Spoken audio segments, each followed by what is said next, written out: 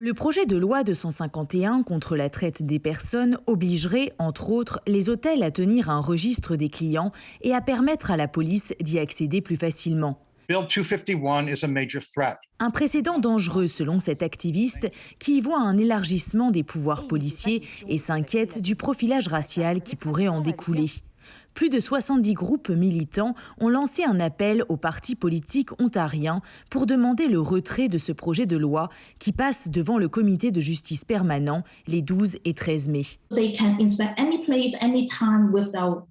Ce projet de loi ne protégera pas davantage les victimes de la traite humaine, dit-elle, mais accentuera la discrimination envers les travailleuses du sexe. Elle s'inquiète que cela conduise à des arrestations et des déportations, d'autant que les stéréotypes ont la peau dure.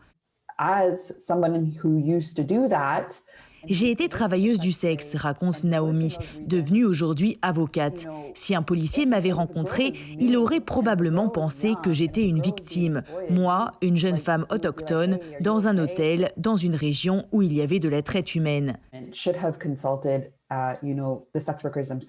Le gouvernement aurait dû consulter les travailleuses du sexe elles-mêmes, qui sont bien placées pour identifier des victimes, dit-elle. Si une fille était nouvelle et se faisait exploiter, on allait la voir immédiatement, se rappelle-t-elle. L'autre problème, c'est que ces ressources allouées à la police ne le sont pas aux organismes œuvrant dans le milieu, soulignent ces militants. Kathleen travaille auprès des victimes de la traite humaine. Elle aimerait mieux voir un projet de loi s'attaquant aux racines du problème, le manque de logements abordables, la pauvreté, la violence envers les femmes. La solliciteur générale assure que le projet de loi cible davantage les jeunes victimes de la traite humaine.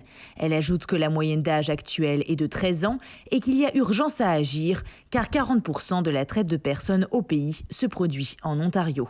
Ici Camille Feyerheisen, Radio-Canada, Toronto.